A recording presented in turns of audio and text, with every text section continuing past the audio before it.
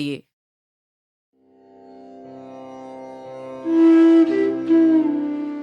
गौतम बुद्ध का जन्म 563 ईसा पूर्व कपिलवस्तु के पास लुम्बिनी में हुआ, जो आज नेपाल का सबसे प्रसिद्ध तीर्थ स्थल है। उनके पिता का नाम राजा शुद्धोधन था, जो शाक के कुल के राजा थे, और उनकी माता का नाम रानी माया देवी था। उनके परिवार वालों ने उनका नाम सिद्धार्थ रखा। दुर्भाग्यवश माया देवी का निधन सिद्धार्थ के जन्म के 7 दिनों बाद ही हो गया। माया देवी की मृत्यु के बाद सिद्धार्थ का पालन पोषण माया देवी की बहन और राजा शुद्धोधन की दूसरी पत्नी महाप्रजापति गौतमी ने किया। कहते हैं कुछ विद्वानों ने ये पूर्व सूचना दी थी कि सिद्धार्थ बड़े होकर एक महान राजा या फिर एक महान सिद्ध पुरुष बनेंगे। विद्वानों की बात सुनकर राजा शुद्धोधन चिंतित हो गए।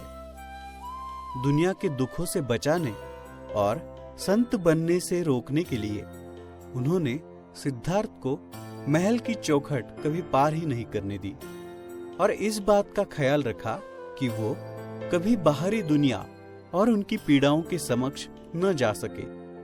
उन्होंने सिद्धार्थ को वो हर एक शिक्षा दी जो उन्हें राजा बनने के योग्य बना सके, परंतु वो भी महल के 4 दीवारों के अंदर। जब सिद्धार्थ एक योग्य उम्र के हुए, तब राजा ने उनका विवाह राजकुमारी यशोधरा से कर दिया। कुछ समय पश्चात यशोधरा ने एक पुत्र को जन्म दिया, जिसका नाम उन्होंने राहुल रखा।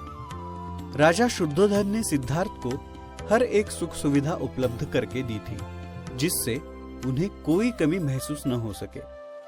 परंतु चाहे जितनी भी सुख सुविधाएं उपलब्ध हो, कोई कितनी देर तक महल के 4 दीवारों में बंद रह सकता है। इसलिए एक दिन सिद्धार्थ ने यह तय किया कि वो आज महल के बाहर जाएंगे और अपने खुशहाल राज्य का विहार करेंगे, और तय किए गए अनुसार वो विहार करने के लिए निकल गए।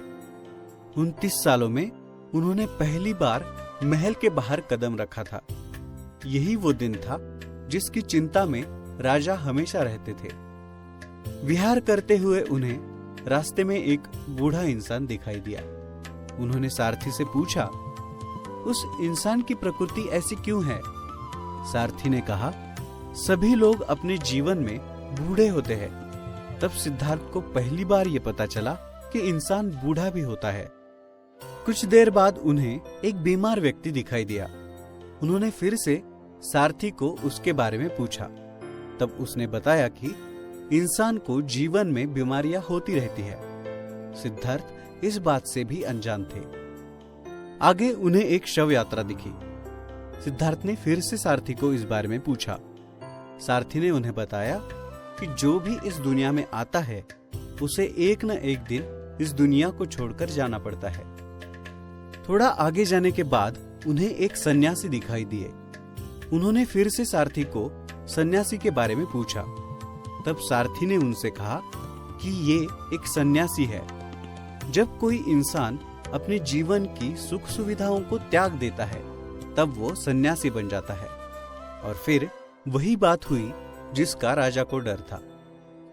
सिद्धार्थ जीवन के दुखों से परिचित हो चुके थे। विहार के दौरान देखी हुई बातों ने उन्हें सोचने पर मजबूर कर दिया।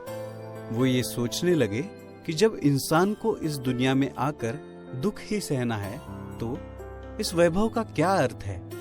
उन्होंने अपने इस वैभवशाली जीवन को छोड़ जीवन के शाश्वत सत्य का मार्ग ढूंढने का निर्णय लिया, और वो अपना सभी सुख सुविधाओं से भरा जीवन छोड़ जंगल में एक तपस्वी का जीवन जीने के लिए निकल गए। उन्होंने कई तपस्वियों का मार्गदर्शन लिया। तपस्वियों ने जो जो कहा, सिद्धार्थ ने वो सब किया, परंतु वो जो जानना चाहते थे वो उन्हें नहीं मिल पा रहा था। एक दिन वो आकर एक पीपल के वृक्ष के नीचे बैठे और उन्होंने दिन रात कड़ी तपस्या की, जिसका फल उन्हें वैशाख पूर्णिमा के दिन मिला, जब उन्हें उनके प्रश्नों के उत्तर मिल गए।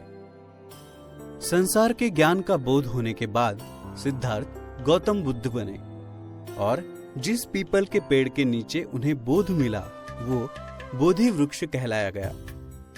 बोधि वृक्ष के नीचे 4 सप्ताह तक उन्होंने धर्म के स्वरूप का चिंतन किया और फिर बुद्ध धर्म का प्रचार करने निकल पड़े। उन्होंने लोगों को मध्यम मार्ग का उपदेश किया और 4 आर्य सत्य, अष्टांग मार्ग तथा अहिंसा का प्रचार किया।